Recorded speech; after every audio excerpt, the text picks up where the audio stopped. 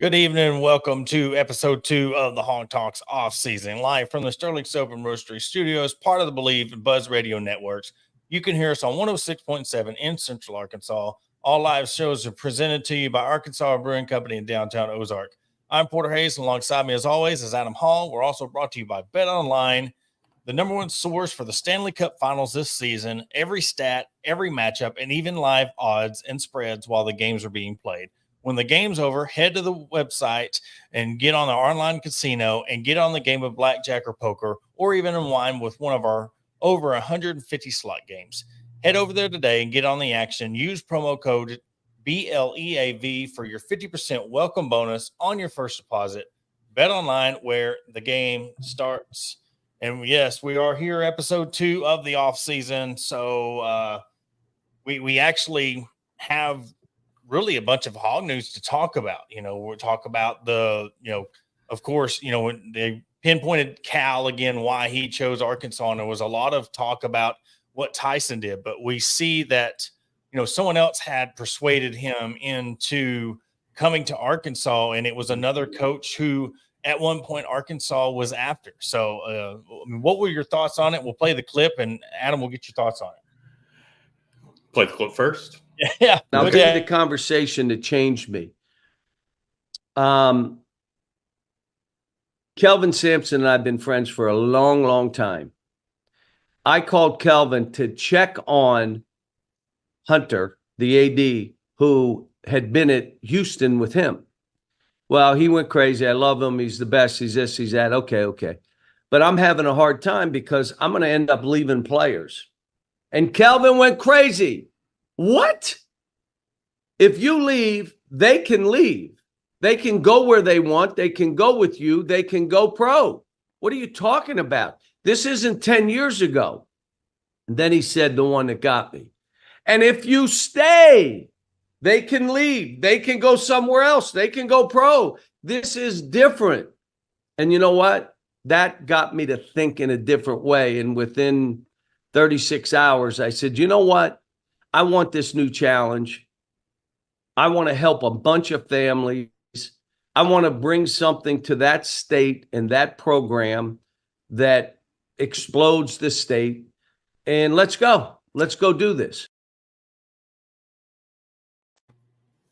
Yeah. I mean, I think that actual interview was probably 20, 30 minutes long and watched it. I mean, it's one of those things that there's a lot more to it than I think initially people thought, especially the fan base that he came from. I don't think it was a pushing him out type ordeal like has been led on. But, going to Kelvin Sampson is completely right. And I don't think that a lot of your more, I guess, old school coaches think that way, is that these players, they can come and go as they please, So if they want to be with you, they're going to follow you, which we've seen by the transfers that came with them. So, it's one of those things that, obviously, John Tyson was the one to initiate everything and then meeting with Hunter. But, really, there's a lot of thanks to go there to Kelvin Sampson. Yeah, and that's why I'm glad he said that, because, when it first come out, it was Tyson, the Chicken Man, and everybody in the state. It's like they went at that angle because they knew the fan base. They knew Arkansas would latch onto it, run with it, and he did have an integral part of it. But having another coach that you respect saying, look, if your heart's there and you want to go make a difference, the players can go whether you stay or not. And I think that was the first time where, from the coach's side of it is saying, whether I stay or go, the players can still leave. Mm-hmm. And it is true. But we've now see that how many of the players have come with him. Also it's just the fact that how passionate he was about staying, going, and really vetting not only he knew the fan base, he knew Tyson, but what type of person is Hunter Yurachek to work with or work underneath and work alongside. And when he gave him that stamp of approval and then added that cherry on the top, it made it really easy for him to leave, because kind of like what you said, it was the perfect marriage / divorce. We got a new bride. They got their ex-wife now at Arkansas. And now it's created this rivalry, and it segues into our second topic of the show is, it kind of creates this rivalry that what we've talked about with SEC and needing it. And now they're saying that they're potentially wanting to extend the NCAA tournament to, would you say 74 teams potentially? Potentially, yeah. I mean, that's going to be interesting to see again, because look, I love March Madness. I'm not a fan of the first four. That it's weird.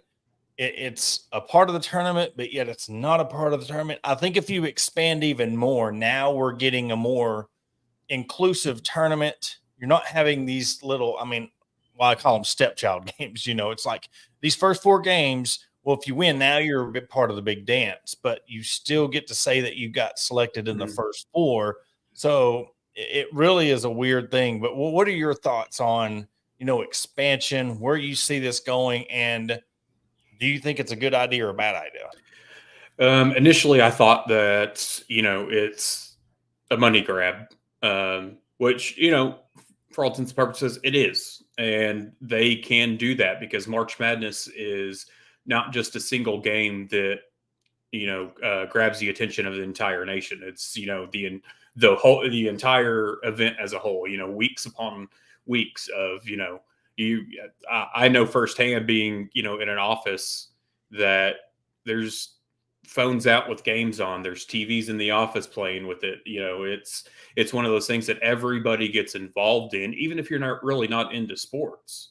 You get the non-fans, or you get the wives even that are, doing brackets based on uniforms or based on mascots, or, whatever the case may be. But, I'm still, I guess, in the mindset of the old days of the NCAA tournament, that it's 64 teams. Progressing further is a bit too much, but I get why they're doing it. I'm just not necessarily a fan of it. And then going back to the first four games you brought up, or the first four in, I still don't understand it. And, I've looked at, the rules or the whatever, and then I start to read them, and I'm just like, okay, this is dumb, because I don't get why it's not 16 seeds playing each other, or why is it an 11 seed and a third? I just don't get their seedings on why they pick those teams when you've got 15, 16 seeds that are, really potentially worse teams than the ones that you have in these games. So from that aspect, I don't understand it. I think that's a whiff, but I'm not the biggest fan of it. Yeah, and I'm totally for it. And I have two reasons why. And the first point I thought about later on. I'm with you on the money grab. I think that from the aspect of it, we talked about this with the expansion of the college football playoffs and the 12 and these super conferences. And look, here, the thing is, NCAA is so scared that they're going to form super conferences and they're going to move away from the NCAA, that they're trying, how are we going to figure out a way to make as much money as possible? So if they do, hey, we're still making money. But that leads to point one. What is the most exciting part of March Madness? The first and second rounds, the upsets. So a lot of this is not being talked about, is you're putting more first round games, where's the excitement? If you're looking at it from a marketing standpoint, you allow more people in, you're going to have more upsets. You're going to have more people engaged. They're wanting Thursday and Friday to be, or Friday and that first weekend to be a national holiday, or that Thursday, Friday. You add more shows and channels. And now with this streaming app, you have more now channels to, even instead of TNT and True TV, again, like the first four. I don't think that's working. I don't think as many people tune in for that as the Thursday of the first day of the tournament. You add more teams, make it to wherever you have a big bracket. There's not a bye. It makes it more engaging. And that's where I think that I'm for it because a lot of people saying, well, you're letting everybody in. You're letting this. You brought up a stat. What was the stat that you found that you tweeted me? I totally forgot about. Well, it came from Ken Palm, who, you know, does the Ken Palm analytics and whatnot. And John Rothstein commented, retweeted it, whatever. And it was that the NCAA tournament is still, even if you expanded up to 80 teams, because, you know, I know they're right now talking about 74, it's still the most inclusive postseason tournament of any sport. Because if you look at the NBA and the NFL, you know, you're roughly in the 40s to 50% range. And then even still with this in the NCAA tournament, you're around 19% because, you know, you've increased how many schools are at the Division I level. So I think they're up to, you know, in basketball, like over 340 something. So you're still at a very, you know, less than a fifth that you're allowing to make the postseason. Point two. The biggest thing that I hate, and I really hate for the teams, is those teams in those smaller conferences that go 29-1 in their conference or 16-2 in their conference, and they're just head and shoulders above. Then they got to win their conference tournament to make the NCAA tournament. I mean, you just imagine you go undefeated in your conference, you lose in the conference semifinals or the finals, and you're automatically out because you're not that big conference. That allows for more of those teams to get that second chance. And who's going to run the table more? A team that on a whim won the conference tournament, or is it that team that was clearly the best in that league to try to make the Sweet 16 or go? You're going to get more chances at a Cinderella.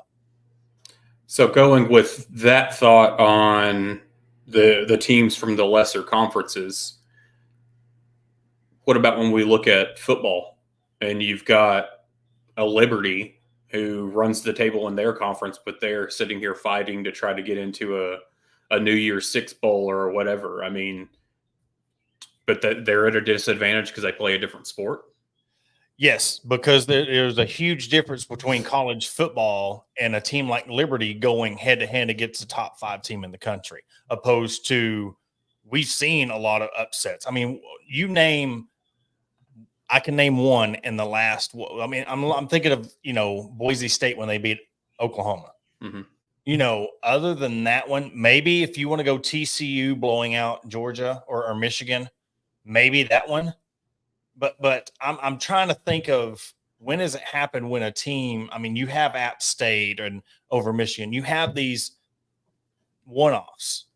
And I know it is almost kind of saying it's like a double standard, but, you know, you have a team where you're not having a Liberty go lose in the conference championship against somebody and they're automatically out of contention. They still get to go to a bowl game. They still get to do this, opposed to in basketball, you get the NIT or nothing. You know, I think it adds more of that, and it will make it more competitive because everybody thinks, well, you're adding more teams, you're watering it down. I just wonder how many of these teams that got left out could have made a serious run just based on they didn't win their conference championship. Yeah, and that's a good thought behind it. You know, like you said, I think you're the money grab side of it, or the most excitement is going to, you know, essentially come from the upsets in the first 2 weekends, even. You know, we all kind of know that unless there's a Cinderella that's, you know, ran to the Elite Eight, you know, after that it's typically your top teams. But you know, it's still, I mean, we still look at those buzzer beaters, those Cinderellas, those George Mason years, the Alpo. I think there's been Northern Iowa's been one. Mm-hmm. I mean, there's been a handful of, and you know, we still talk about them to this day. Versus, I think football. I mean, we talk about Appalachian State, and of course that was regular season, and then I think Boise's about the only one I can think of in bowl history. Yeah, and you know, and also it just. I think it will be good. But my third and final point is why I know we're saying money grab, so it kind of ties into it, but it's a different. We alluded to it a couple of weeks ago. NCAA is like, look, you're getting NIL money. We're going to get more money. We're going to get more games. We're going to get more viewerships. We're going to target, again, going back to that first round, we're going to get more teams in the first round. So guess what? If these teams lose, or say half of them, end up losing or upsets and then they're losing the Sweet 16, now we're back to chalk. But it's a win-win because now they've made that money. But also, it's kind of funny. It's like what the NFL's done. Now they've expanded to 18 games. You see the monstrosity of the contracts that the MLB players get because they play 100 and something games a year. You're going to make them play more games because they're demanding more money. They're demanding to get played now. The NCAA is like, again, well, let's throw the wool over your eyes. We're going to make this more exciting. And then guess what? Now we're going to try to pay you. Now you got to pay taxes. You're going to be an employee of the NCAA. You have to play in the bowl game now. I mean, it's going to sound weird, but it's going to be an analogy that I think about when back in the day when everybody was demanding a wage increase and they wanted the minimum wage $15, $20 an hour. Guess what? Now you have Walmart self-checkouts. You have kiosks at your McDonald's. Yeah, the people working there got more money, but there was cuts. How are we going to make more money by raising the minimum wage? Well, now we're losing money on NIL and things that are not coming into the university. So now we're going to make you play more games because we're going to make that money back. Yeah. And they're also doing it, like we've talked about, which who knows where it's going to go, but the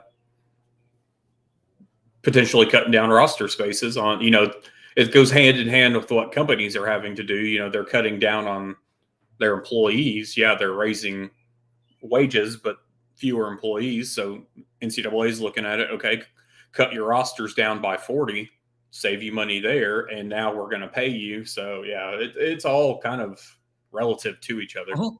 Yeah, and they did that beginning because teams like Alabama were recruiting third string quarterbacks, knowing good and well they were not going to play them. They just didn't want them going to another school. So what I alluded to is the fact that it might not happen now, but they're trying to keep people from just getting this NIL money, put them on the roster as a preferred walk-on, but they're getting more money in NIL than they would be, so they can pay their own school by one booster's their donation per se, Yeah. But I think in the end, we're going to see everybody's going to be, especially with the game, the NCAA football game coming out in a month. I mean, we're going to see more players wanting, and how is that affecting, your name, and you're representing not only your school, but you're representing the NCAA. Let's see how this turns into these, when kids get arrested or get in trouble. How much does this change now that you're an employee? You're not just a student athlete anymore. You're an employee. Mm-hmm. Yeah, I mean, you're, I think, going to be held at a bit higher of a standard, that it's not going to just be your school that's handing down the punishment. It's going to be, you're the upper management, you're the higher up bosses that are saying, no, you're, either you're going to be fined, you're going to be docked the money that you're getting paid, from the NCAA. There's going to be a lot more to come with that. And, even like bringing up the game, it just made me think, with that, the players, what did they settle on? I forget what the dollar amount they settled on, if they opted 500, $500 or $600. Yeah. And, I think a lot of that, the kids are excited about getting to be on a video game, especially one that hasn't been around in a decade. And then I just think it is a bit fun, which I know there's a bunch of, what is there, 134, 135 teams on it. Mm-hmm. So you're doing 85 scholarship players, whoever opts in, figuring up that math or whatever. And I'm looking at it like EA Sports is still making millions upon millions upon millions on this. But y'all were happy with $600. And so I just wonder post, what's going to happen. Is there going to be somebody that comes out and it's just like, take them to court and want a bigger chunk? Well, we talked about that. Look, you want an alternate jersey? There's 99 cents. You want this helmet? There's $1.99. You want this historic team? There's $5.99. Look, they're going to make billions off of this game. They are, and it goes to the fact what used to be free is not going to be free. My kids, their allowance goes to games. You know, buying this extra upgrade or this and that. You know, Fortnite, Roblox, all those. They started that whole deal where you want this skin or you want this weapon. It's going to charge you extra amount of money. So they're going to do that. I don't know if they have announced that yet, but if they ain't doing it now, they're going to. Oh, Every little extra thing is going to cost money because guess what? We're paying all these people $500, silly goose, because they're going to make that tenfold in just people wanting to play this historic team or being this player. You want to unlock, you know, the Madden and unlocking the packs of cards or what they do in MLB The Show. It's going to be exactly like that on the NCAA platform. And if there's enough popularity, they're going to do it in the baseball. Then they're going to do it college basketball. And just looking back at, you know, previous versions of the college football game, you know, I think back to, you know, most of the time your teams just had the 2 uniforms home away. Team like Clemson, I remember they had usually I think 3 because they had the purple, the orange, and the white, and you could obviously mix and match the jersey and pant colors. But now we're in a day and age that, you know, I'm sorry if you're an Oregon fan, expect to put up money because you're going to have your set home away alternate more than likely. That's the normal. But these schools that have all these different alternate uniforms that come out, and as quick as the game add-ons are these days to be put out there on the marketplace for you to buy, they're just going to be popping those out left and right. And yeah, it's going to be, you know, new uniform packs that you're downloading. Yeah, on and potentially weekly, monthly lucky. Basis. Yeah. Penn State and Alabama. You're lucky. You're white or blue. Yeah, they don't have alternate uniforms. But you know, it's one of those things. You didn't think about it back then because it was just this is what you got. But now we're in a day and age of the mixing and matching the 8 different uniform combinations for some teams, or that's a low ball in some teams' realm. But the money is going to be bonkers with this. And then the shoes and, you know, another thing, soundtrack. There's things that you come into it that hadn't really been uncovered because, you know, we don't know what the game's going to be like. I've already promised that I'm getting the 151 and that Thursday, whatever day, I think it's a Thursday, it comes out. You know, it's just the fact that they're going to make their money.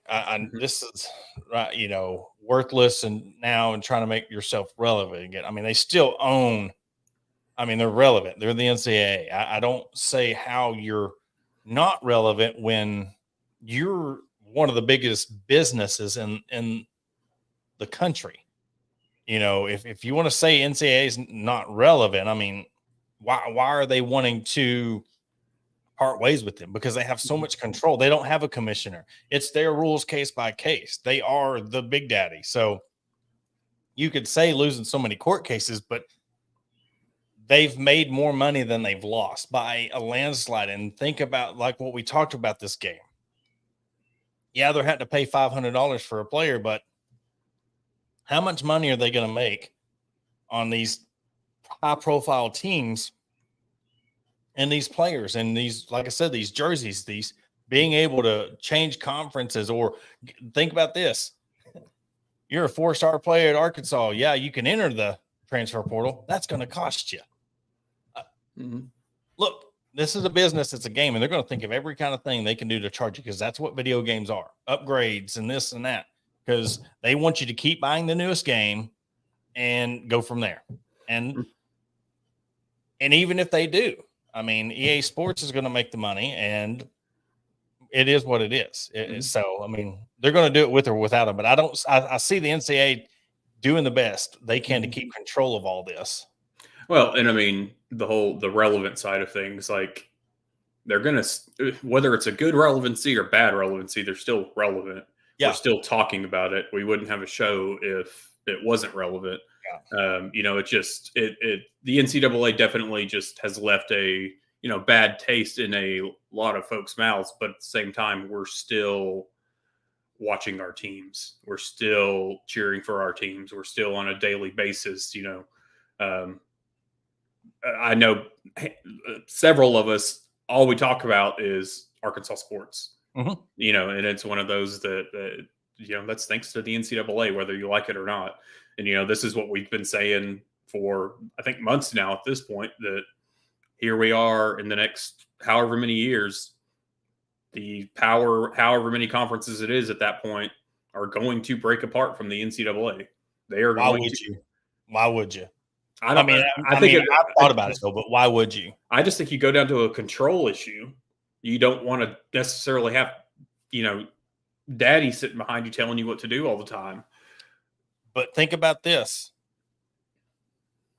They get to sit in their AD spots. They get to sit in their conference high chairs and rake in all the money. They don't have any responsibility. Now you want to break on and be your own thing. Now everybody has a lot more responsibility. Mm-hmm. You have a lot more accountability. You have a lot more headaches that and I guarantee you, look, if they really wanted to break off, they would have already done it, because the simple fact that they had the power, during all this realignment stuff, they can be like, look, we're going to break off. But when you're starting something new, one big lawsuit could end you. Where are you going to get all your money? You're getting to sit back making $70-80 million a year per team. That now you get all of that. So now how much more money of that you're going to have to share? I just strongly believe that if they really wanted to break off and be their own, they would have already done it by now. Yeah, I mean, I see both sides of it. Like we talked about previously. One thing that they do have going for them is they can just sit back and let the NCAA handle things, and which they've done before. We've seen it happen before, and hands clean. I think that is the only thing truly keeping them from it, is they don't necessarily have to govern anything. Now, yes, they still do hand out their own, violation, their own rules, their own whatever. But at the same time, there's a lot of things that they're just like, we're going to let y'all do your own thing. We're just going to suspend them with pay while you do it. But ultimately, I'll make the decision. We saw it with Will Wade. Well, we're gonna keep up with this. We're gonna take a quick commercial break because I just thought about something else that we're talking about, this breakaway, and we'll talk about that after the break. Attention DIYers and home improvement enthusiasts. Are you searching for the right tools and supplies to tackle your next project? Look no further than Mentor's Hardware Store. With locations in Ozark, Alma, and Clarksville, our vast selection of hardware and building materials is sure to have everything you need. Whether you're fixing a leaky faucet or building a new deck, most of our knowledgeable staff is always on hand to offer expert advice and guidance. And with our competitive prices and convenient online ordering, Mentor's Hardware Store is your one-stop shop for all your DIY needs. Visit us today and let's build something amazing together. Are you in need of legal representation? Look no further than the law offices of Robertson, Beasley, Shipley, and Robinson. As the oldest law firm in the River Valley, we have been serving our clients for over 100 years, with locations in Ozark, Fort Smith, and Smyrna. Our experienced team of attorneys provide expert guidance and advocacy in a wide range of legal areas, including personal injury, family law, criminal defense, and more. Trust in our history and experience to the results you deserve. Contact the law office of Robertson, Beasley, Shipley, and Robinson today at 479-782-8813. That's 479-782-8813. Are you looking for a place to grab a cold drink and some delicious food? Look no further than Arkansas Brewing Company. Located at 201 South 1st Street in beautiful downtown Ozark, our establishment offers a wide selection of craft beers and tasty eats. But what sets us apart is our welcoming atmosphere and friendly staff. At Arkansas Brewing Company, you'll always feel like part of the family. So visit Destiny and Christopher Brockett and staff today and see for yourself what makes us the go-to spot for locals and visitors alike. Arkansas Brewing Company, come for the drinks and stay for the friends. Searching for premium brewery products that will take your daily routine to the next level? Look no further than Sterling Soap Company. Our handmade soaps, aftershaves, and balms are made with only the finest ingredients that give you the ultimate grooming experience. With a variety of scents to choose from, there's something for everyone. Plus, our products are crafted in small batches to ensure the highest level of quality. So why wait? Visit www.sterlingsoap.com or visit our retail store at 16 West Walnut Street in Paris, Arkansas. Shop our collection and discover the difference for yourself. Upgrade your grooming routine with Sterling Soap Company. And before we get in the second segment, we want to give a shout out to our newest sponsor, Vision Exteriors. That we really want to appreciate Josh and team for coming on and being proud sponsors of the Hog Talk podcast. Go on their website, get your free quote today. They do everything: exterior, siding, gutters, windows, roofing, you name it, they do it. Head to their Facebook page, get your free quote today, and tell us the Hog Talk sent you. Before we left, I mean, I was going to switch topics, but I mean, it just kept rolling. And there was something else that I thought about is, we're talking about new rules. It'll only be a matter of time that the Power Five is going to break off. Not so fast. Go back to this employee thing. Well, you're employees of the NCAA. What do you think the universities are? The universities are going to be companies for the NCAA. So you think it's hard for them to break away now? Just think when you get legal binding contracts, all these players are going to be getting paid by the NCAA. Everybody's going to jump to it. But now guess what? Arkansas will be a company. Florida will be a company. They're going to be these little LLCs or these companies for the NCAA. Good luck trying to break away from the NCAA when now they own you. Yeah. I actually haven't even really thought about that, but thought about it in that light. And, that could be something that they're ahead of and thinking about for the simple fact of they are starting to wrap up the players and the schools and whatnot into more contracts. I work in sales, and if you're about to lose one of your biggest clients or one of your biggest customers, college football, because college football would lead to the demise of the NCAA. They can have all the other sports, but we know who pays the bills. We know college football is the breadwinner. So they're put in a corner. And I guarantee you what's happened was, okay, what's the best way we can work together to where y'all win? Players get more freedom, they get more pay. But now, how do we now make money off of that? How do we win too? Because it's got to be a win-win. Yeah. And everybody who thought the NCAA was giving up and they're just giving all this power to these new conferences, I think now we're seeing the curtain get pulled back. We're seeing what really was the plan of the NCAA. Well, if you're going to win, okay, we're going to let you do that. But here is what's going on. And again, to this next point, what about the discipline of the schools? The NCAA, I guarantee you, if they become now where you're an employee, because look, these were student athletes. These were kids that, they were underneath the university's umbrella. Yes, they represented the NCAA. Yes, they played in the sanctioned events, but there was only so much they could do. And there was only so much they were willing to do because it wasn't their deal. It was they're with the university. We're going to let them take care of it. We're going to pick and choose what we want to do. Again, now you're putting more responsibility in the NCAA's hands. We're going to make you employees. We're going to make the college universities and colleges and universities, we're going to make you, there are businesses. Now we get to have more say so on what happens. Is there going to be a new cap on the NIL? Is there going to be a salary cap? Is there going to be, what about these coaching buyouts that these coaches can sign a 10-year contract, 75 million, suck and then leave? Is there going to be a breach of contracts? And there's going to be a lot of things that come of this that we won't even see. Well, and I wonder too, just thinking from that side of it. So how the NCAA, or really, it's been handled at the school level.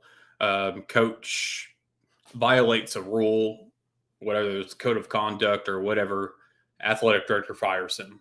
Mm-hmm. At the player standpoint, they do something detrimental to the team, the coach lets them go. At what point does the NCAA come in and say, are they going to come in and say, hey, here are the rules. Here's the black and white. If your player violates them, he's done.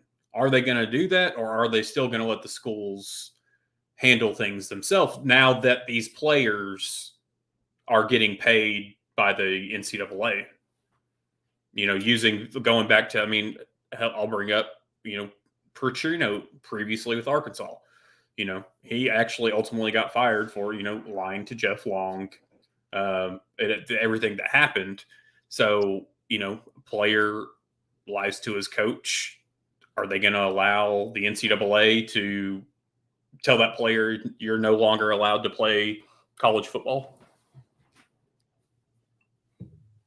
Here's another thing. You now work for the NCAA. Now there's going to be fines. Mm-hmm. Yeah. We see that all the time in pro sports. Yeah, exactly. So guess what? Found a little weed in your car. Oh, you decided to get a DUI. DUI, you're automatically out of the league. You're off the team. You can't represent this business anymore because of that. And the thing is, the NCAA is scared to do anything because they never had the power. Now they have the power. You're giving them all the power, but if you make them employees, this is why. Why do you think they shot down Northwestern when they wanted to become a union? They wouldn't have no power. They would be an employee, but they would have no power. So I think you're underestimating what the NCAA is going to do. You think they're just going to give all this money away to all these schools, and they're not dumb. Mm-hmm. I mean, if we're thinking about it as podcast hosts, what do you think they've already been thinking about a year ago, 2 years ago? I mean, they've already thought about all this. Well, and even looking back at, so we're going to start looking at what the NCAA will have control on. So are they going to cap NIL? Are they going to put rules in with NIL? Because now we're seeing, and whether folks watching, listening in the future, whatever, whether we want to admit to all this or not, some of Arkansas's NIL issues, some of it has stemmed from the players not holding up their ends of what's expected of them from getting paid from these businesses. Uh-huh. And then NIL money gets pulled back a little bit. Yep. So is it going to be something that you have to do this, or now we can tie your NIL into playing time? Well, yeah, all they had to do now was grades. Go to class, have a GPA, don't get in trouble with the law. Now there's going to be, look, we both have jobs where we had to sign a contract, and we have orientation and onboarding now where you're going through this whole HR process. Look, there's going to be so much going on of what they can and can't do if this becomes what it is going to become, which I think it will be.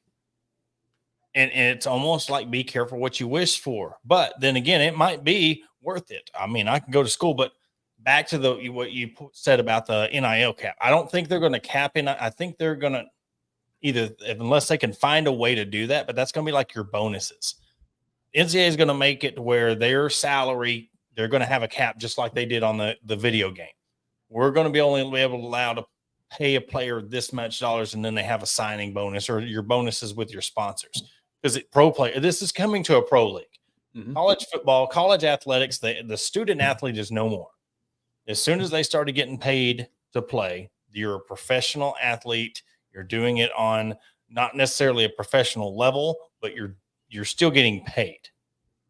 That's where amateurism is gone, because you couldn't get paid to play. Now you get paid, so now you're a professional. You're getting paid to go to this school and play for this school, or we don't want you at this school. We're going to give you money to come over here, just like another job, poaching you. Mm-hmm. Hey, we see what you're doing over here, but we want you to come work for us. It's NIL. Oh, and something that, going back to the Dan Patrick show with Coach Cal earlier, a little bit later on, I believe, he was talking about the NIL and the transfers, and Dan Patrick just straight up said, give me something to fix things or to try to change things. And one thing that Cal brought up was, eligibility. And he said before, back in the day, and he kind of poked fun at Dan Patrick for them being old. He was like, back in the 40s when you played, he was like, you got 5 years. You essentially got your 4 years, and then you had your red shirt year or injury medical red shirt year. You got 5 years, and then it came to a point that if you had multiple injuries over multiple years, it was sorry, kid. I mean, this is the end of it. Yep. And and then he brought up then college football. Out there reading a player just granted his 9th year of eligibility, and he said that's got to stop. Yeah. And he said COVID year's done and gone. This is actually, I think, the last year for any of those players to still have eligibility. But one of the things, and he tied all this into his recruiting. So it's a good listen if you're wondering where Cal's at with recruiting and this and that. But he brought up this last season. He said my average age on the roster was 19.4 years old, and he's like, we were playing against 26-year-olds. He said there was a guy that should have been out of the NCAA 3 or 4 years ago. He's still playing. And he said that they have to stop granting these extra years because of whatever circumstances. And he's 100% right. Because now he's having to change it that he cannot go get 7 or 8 high school recruits. He's got to get 3 to 4, and then he's got to go to the transfer portal. Yeah. And he's got to hope he can keep, you keep those 3 or 4 for a couple of years now. But you're going to have to go to the transfer portal now to get the rest of your roster. And you can't rely on bringing in 7 or 8 recruits out of high school every year. And that goes into what we were talking about with the football program. Arkansas lost, its top in-state recruit and to LSU. Look, until Arkansas starts winning, this is going to happen. Again, in football, you're going to the school because, look, Arkansas barely has enough NIL to pay what players they have. They don't have the NIL that all these other schools have to pay them. They don't have a Tyson to pony up, say, I'm going to give your team $10 million, because you would have to do that. You would have to double or triple what you're giving the football or the basketball team or the baseball team in NIL money to make it worth their while. Who's doing that? But you also have to win. Bobby Petrino was not enough of a pull or a bring in to just automatically. It's not like Cal. Sorry, Bobby Petrino is not the same level as Cal. You bring Cal, and you've seen what come with him. Now you see Bobby Petrino, and you have Sam Pittman, and you see the difference. You're bragging about 3 stars. Mm-hmm. You're bragging about, your recruiting class being in the 30s. We touched on this a little bit last week. I think John Neighbors brought up a thing about what would happen if Arkansas had a top 10 recruiting class. It doesn't matter if you're still 10th in the conference. It doesn't matter if you have a top 10 recruiting class if you're still 7th or 8th in your own conference. With the addition of Texas and OU, a top 10 class could be, you're still 10th in the conference.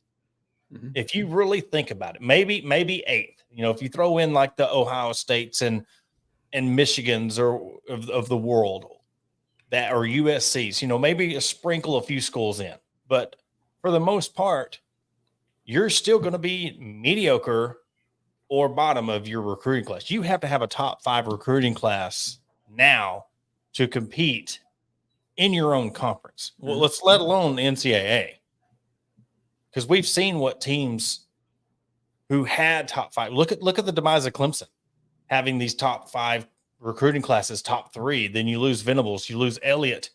Dabo doesn't want to go into the portal. Now look at where they're at. It doesn't matter. You could have the number 1 recruiting class in the country, but with the transfer portal that he doesn't believe in, what has that done for them? Yes, they're still winning 10 games, but they're not on the level that they were 5 years ago. No, and we brought up on Monday's show about the, high school recruiting classes versus transfer classes, that transfer portal is more important. Mm-hmm. You're not getting guys to come in and grow. They're transferring and they're going to be good somewhere else, for whatever the case may be. And looking back at bringing up Tyson, boosters, NIL, et cetera, et cetera. One thing that's been across several news outlets this week. I know a lot of SMU talk came about with the talk of Eric Musselman, if he was going to go there or not. Then there was the talk of they're rumored to be offering up, $6 million to a new coach. And I'm just like, how? You want to know how is they've raised $156 million in donations this year. Mhm. That's how. That surpasses what Texas A&M did at, I think, 130 million, whatever. So you have a school like SMU that is getting $156 million to put towards their athletic programs. Pony Express is back, Yeah. as far as Yeah. I'm concerned. Yeah. So, here we are scraping for change, and you've got, the likes of SMU, which I get it, oil money, Yeah. whatever. But the case is they're getting the money and we're not. So it's not going to be long before SMU creeps up more and more year by year. We keep on talking about the business aspect of it, and we've talked about the NCAA, but let's move it to the boosters. Let's move it to the people that are investing in these players.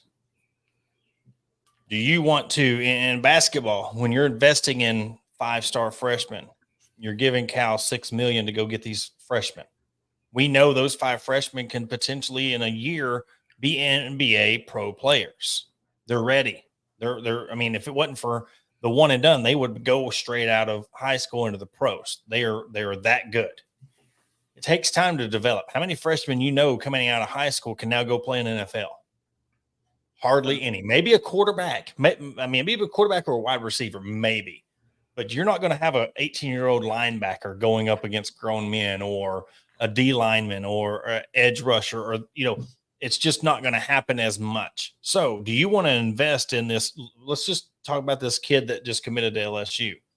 Do you want to invest $500,000 in this kid to come to Arkansas, who might not even play right off the bat? You're going to give him money to sit on the bench in hopes of what he could become, and then give him that money, sit on the bench, and then he goes to the transfer portal. So now he's just robbed you of $500,000 because it's the fact that he didn't play. He still got this money to come here in hopes of what he could be. Guess what? That's a year to your contract, and then you go somewhere else. Opposed to, you go get these guys out of the transfer portal. You try to build a team. You start winning, then everything else is going to come in place. But until they start winning, we're going to go by this year after year. And I'm afraid that, they're throwing a Hail Mary with this Bobby Petrino deal. And if it works, it's going to be a good. But if it don't, Arkansas will set their program back just like the last time he was here. Yeah. And looking at the in-state talent that we've whiffed on, if you will, I'll be curious. And it's something I take a look at, especially when these kids commit to somewhere like LSU, to Mizzou. I did the same thing when, there were some local kids that committed to Oklahoma. I know Trey Norwood from Fort Smith, Northside, went to Oklahoma. I look at some of these, which, Trey finished his career there, but are we going to see some of these kids, transferring out of LSU, transferring out of Mizzou? I wholeheartedly think 2 or 3 of them out of this 24 class and 25 class, I already see a few of them that are we going to still see them in a Razorback uniform in about 2 to 3 years, if not sooner. If they don't win, no. But it doesn't matter and that's another thing. Yes, it does, but it really don't, because you look at the softball world, that the number one pitcher in the country on a really good softball team is leaving, and more than likely going to OU. They're just stacking the chips over at OU. And whether you want to believe it or not, having the Women's College World Series 30 minutes from your campus is a huge advantage. And I don't want to hear nothing about, Creighton this and that, blah, blah, blah. OU's built a program, and now they're reaping the rewards of building a program, and on the top of the fact that they have their Women's College World Series 30 minutes from campus. But going back to these kids in high school, and they're not dumb either. I can go and I could potentially, go get this money. You're going to play 4 games. Then you can still play 4 games, and then I'm entering the portal. Mm-hmm. I'm going to go get this bag real quick. This team I don't even want to go to, they're wanting to give me money. I'm going to half-ass it. And then I'm just going to go where I want to go play, in hopes of, just because now I went to LSU, I was recruited by LSU or Alabama, Arkansas is going to give me more money because they see where I was. And now I'm going to go play for them for more money and see what happens. And I mean, do you try as a school or as a company that's paying, out of NIL, if they ever work out to be able to pay these players based off their pay, which I think will essentially could come if you're looking at bonuses and whatnot. Do you get into a situation to where, hey, just like with professional sports, no trade clauses. Hey, there's no transfer clauses in these. You're locking down that quarterback for 3 years or 2 year, whatever, and you can't transfer unless I still think you have to give those little, stipulations or whatever that, hey, if your head coach gets fired or leaves, yes, that's understandable. You can get out of it, but otherwise you're not just going to transfer because you're not playing. You brought up another good point, though. We're talking about bonuses. You can't now. And even in the wild west of NIL, you cannot give a pay for performance bonuses. If you become an employee, now you can. Mm-hmm. If they really want to do this lock in, hey, look, man, you come here, you shine, you get 10 sacks, there's an extra $10,000. If you throw 40 touchdowns, there's $10,000. You get these bonuses, you put them in your contract, and then you're going to – I see the NILs like the land rush in Oklahoma. We're seeing it, money, and we're seeing boatloads of money. But now when the analysis finally come back 5-6 years later, and they're like, we're really not getting our ROI back on these players, hardly any of them. They're either leaving, robbing us, or they're just not living up to the hype. It's going to slow down. So that's, again, my mind goes everywhere when I'm thinking about the business side of things. That's going to be the perfect segue of if the NCAA does become your employee, because now guess what? NIL money goes down. Now the demand of NCAA money comes up because the investors are not going to be there. We'll let daddy do it. And that is a reason why. Let's go back to the whole thing of Power 5 can break off on their own point. Who's going to pay these players? If in fact you think Arkansas or this new conference is going to have enough money where they're going to pay players, hell no. They're raking in all the TV money and the sponsorship money. They don't want to share it. Why would they do their own? And then they're responsible for what's become with now we have to pay the players. Let's let the NCAA do it. And they're probably looking at it from the standpoint, we're paying the players with scholarship. Mm-hmm. We're paying the players with food, housing, medical. So we're going to let everybody else pay for everything else.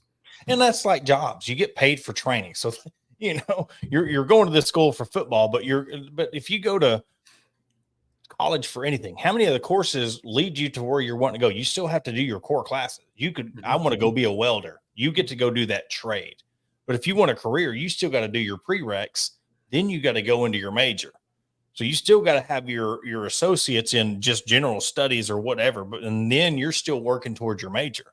Well, now that's just like you're paid for you're playing. That's your training. That's your onboarding. Now what it is nowadays. I mean, I don't know if I told you or not, but it's like now companies are so smart that they're doing your onboarding on your phone at your home. Guess what? You're working for free. An 8-hour orientation class is a 30-minute online. You do it at home now. Guess what? I didn't realize this. I was in between jobs, and I was going to be a UPS seasonal helper because I just needed something really quick. And they had me do this onboarding process. Took 45 minutes to do all this onboarding stuff. Well, when I get to the real orientation, I was there 10 minutes. They said, we'll call you in 2 weeks. So pretty much you work on you went through the HR classes and all this stuff, didn't get paid for it. And then when you get to the real payday, the real orientation, you get paid for 30 minutes of work. Oh, yeah. That's what's going to happen here. That they're talking about the education of it. That's going to be small potatoes of what's going to happen because they're going to make so much money that, you're still, the tuition is going to be still at the wazoo, and it's going to go more. Yeah, and you bringing up that, I didn't really notice it until, being in retail management for 15 years, it was one of those, you got paid for every like if you're coming in to fill out paperwork to do whatever, like I'm putting you on the clock, you're getting paid for it because legally I have to do that.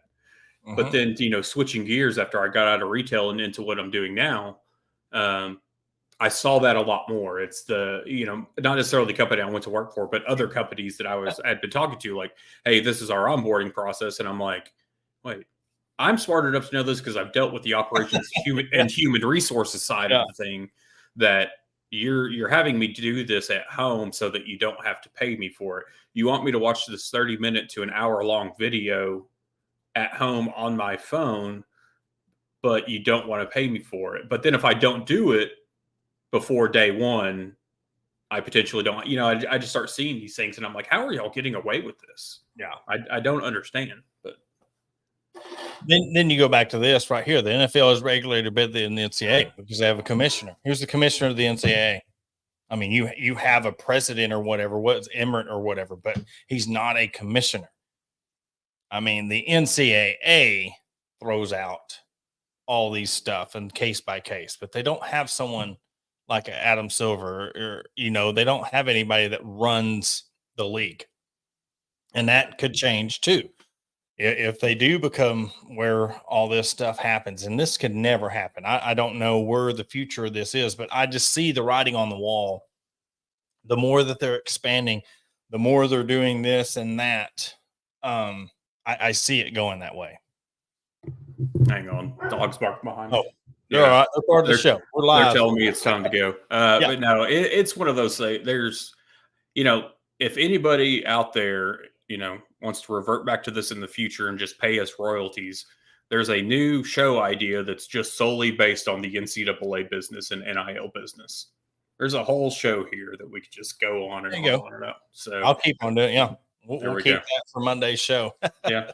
Oh, we're supposed to have her on tonight, but scheduling conflicts come on. But Monday night, we are going to have All About Arkansas on the Monday show, talk about some exciting places to go with 4th of July quickly approaching. Dead period for all the athletes, 2 weeks. Going to be a perfect timing for those. My kids just finished their last day of summer practices before the break. So perfect time to come around, give you some spots to go vacation. Again, we are going to extend our burger tour. Keep voting. Give us the votes. Where's the best burger in the River Valley at? She's going to give her vote, and we will announce the winner on Monday's show on where we're going to go eat the best burger in the River Valley. Adam, you got anything else? No, we're already halfway through the summer almost, and I can't believe it. It's the fastest year ever. Oh. Well, that will do it for this episode of Hog Talk Podcast. I'm Porter Hayes, Adam Hall, brought to you by Bet Online, Arkansas Brewing Company, and Sterling Soap. We will catch you on Monday.